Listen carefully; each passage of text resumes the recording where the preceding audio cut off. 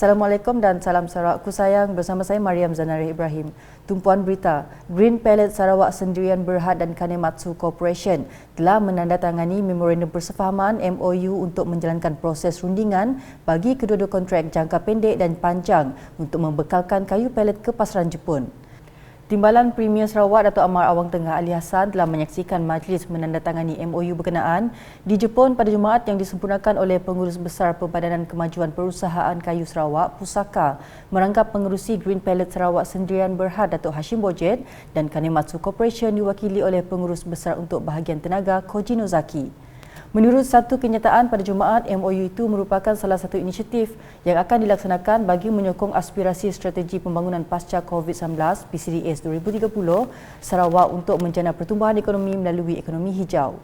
Menurutnya, Green Pellet Sarawak Sendirian Berhad ialah anak syarikat pusaka yang mengeluarkan pellet kayu mesra alam daripada sisa kayu dan balak dari hutan yang ditanam untuk menghasilkan pellet berkualiti tinggi untuk bahan api industri. Kanematsu Corporation pula terlibat dalam perniagaan perdagangan produk komersial, pengeluaran barang dagangan, pelaburan dan lain-lain. Tambah kenyataan itu, Kanematsu Corporation sedang mempertimbangkan untuk mendapatkan pellet kayu secara jangka panjang dari Sarawak untuk dibekalkan kepada pelanggan mereka di Jepun. Laporan seterusnya, Kerajaan Persekutuan akan mengumumkan perkara-perkara berkaitan perkembangan perjanjian Malaysia MA63 melibatkan Sabah dan Sarawak pada 4 Januari nanti. Timbalan Perdana Menteri Datuk Seri Fadilah Yusof berkata ia akan diumumkan sendiri oleh Perdana Menteri Datuk Seri Anwar Ibrahim selepas Kabinet mengadakan perbincangan menyeluruh pada tarikh tersebut.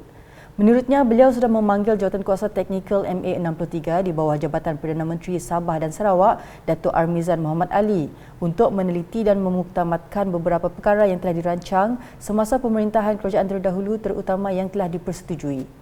Dia ada 3 perkara. Satu yang telah selesai melalui devolution of power. Satu lagi perkara-perkara yang dah dibincangkan dah dapat keputusan dasar. Satu lagi yang dalam perbincangan belum mendapat keputusan dasar, dan satu lagi perkara yang di luar bidang MA63 tapi dipohon dan diminta oleh Sabah dan Sarawak. So perkara ini sudah pun kita kena pasti. Sekarang ini apa yang kita nak buat dalam tempoh sebulan ialah untuk mendapat keputusan utama daripada Kabinet berhubung kait perkara yang telah pun mendapat persetujuan secara dasar di peringkat Majlis MA63 yang lepas yang dipengerusikan oleh Datuk Seri Ismail Sabri. Beliau berkata demikian ketika ditemui pemberita selepas menghadiri program penyerahan sumbangan Christmas bersama Ahli Dewan Undangan Negeri Adun Satok, Datuk Ibrahim Baki di Thomson Corner Jalan Nanas di sini pada Sabtu. Tambahnya, terdapat juga beberapa perkara berkaitan MA63 yang memerlukan pindaan perlembagaan persekutuan dan akan mengambil masa untuk diselesaikan. Ke perkembangan banjir, sebanyak 17 buah pusat pemindahan sementara PPS dibuka di negeri ini iaitu di Kuching, Kota Semarahan, Serian dan Betong. Timbalan Premier Sarawak merangkap pengerusi Jawatankuasa Pengurusan Bencana Negeri Sarawak JPBNS, Datuk Amar Douglas Ugah Embas berkata PPS berkenaan menempatkan seramai 1,164 orang mangsa daripada 284 ketua isi rumah KIR.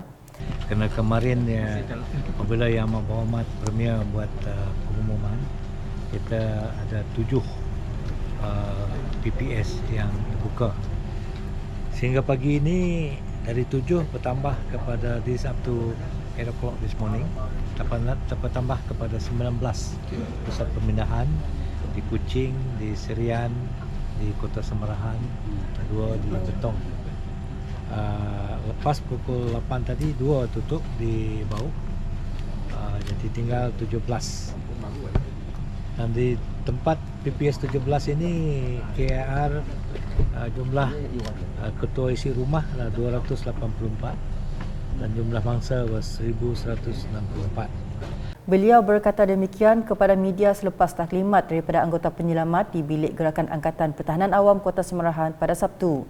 Datuk Amar Douglas Ugah menambah pihaknya telah memastikan setiap mangsa menerima bantuan yang diperlukan untuk memastikan mereka sentiasa selesa ketika berada di PPS. Nampaknya semua terkawal, barang makanan-makanan yang bantuan-bantuan yang perlu yang kita sempat bagi sekarang khususnya makanan. Dan kita juga minta Jabatan Kesihatan untuk memberi perkhidmatan kesihatan yang diperlukan. menguruskan kalau ada mangsa-mangsa yang perlu hemodialisis ataupun perlu ubat. Jadi semua ini adalah rutin untuk mereka. Tapi kita mesti lihat dari ibu pejabat menentukan bahawa all the SOP must be implemented. Objektif kita untuk menentukan bahawa mereka yang mangsa banjir, mereka selamat dan mereka nak dipindahkan. Dan juga mereka juga dapat makanan. Walaupun ada banjir, kita akan tentukan bahawa mereka ada bekalan makanan. Datuk Amar Douglas Ugah kemudiannya melakukan lawatan ke PPS Dewan Suara Kota Semarahan yang menempatkan seramai 77 orang mangsa daripada 18 buah KIR dan PPS Sekolah Kebangsaan Kampung Baru yang menempatkan seramai 96 orang mangsa daripada 23 KIR. Turut hadir Menteri Pembangunan Wanita, Kanak-kanak dan Kesejahteraan Komuniti Sarawak Datuk Seri Fatimah Abdullah.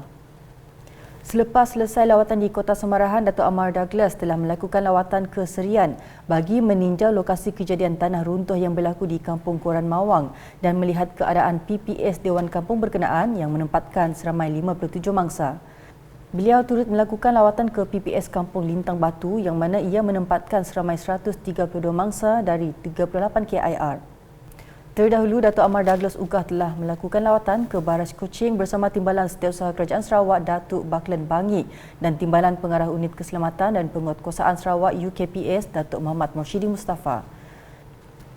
Ketika ditemui, katanya Baras berkenaan memainkan peranan penting untuk mengawal paras air pasang besar dan banjir di Bandaraya Kuching. Tujuan Baras ini adalah untuk mengawal water level di dalam Sungai Sarawak from this area up to the Kuching River. Jadi pagi sekarang kita melihat dia dah buka 6 gate. We can see the water flowing very fast and that help to control, to prevent flood in the area like the Senawan, beberapa tempat yang di hulu dia. So this is a very effective way. Selanjutnya, Unit Komunikasi Awam Sarawak UKAS menyumbang kepada salah satu transformasi yang dilaksana Kerajaan Sarawak. Timbalan Setiausaha Kerajaan Sarawak Operasi Datuk Dr. Sabariah Putih berkata, UKAS sehingga kini telah membuktikan kemampuannya dalam memacu Sarawak ke hadapan dari segi komunikasi di samping menyebar luas industri kreatif. UKAS juga terbit hasil usaha kita untuk memastikan memacu Sarawak ke hadapan. This is part of the transformation yang kita telah laksanakan. Memacu Sarawak ke hadapan dari segi komunikasi, cascading and through the social media as well as to the various part of Sarawak, UKAS. And at the same time, together with TBS to spearhead the creative industry. Datuk Dr. Sabariah berkata demikian dalam ucapannya semasa majlis apresiasi bersama beliau di Kuching pada Jumaat. Dalam pada itu, beliau turut memuji hasil usaha terbaik UKAS dalam melaksanakan segala bentuk cara bagi memastikan informasi terkini dan sahih mengenai Kerajaan Sarawak disalurkan kepada rakyat terutama semasa pilihan raya negeri ke-12 dan pilihan raya umum ke-15 yang lepas. You've done very, very well. This is, saya boleh katakan bahawa usaha kerajaan negeri melalui UKAS dan juga TBS telah dapat memastikan kita ke satu tahap yang lebih stabil dan lebih baik dari sebelumnya.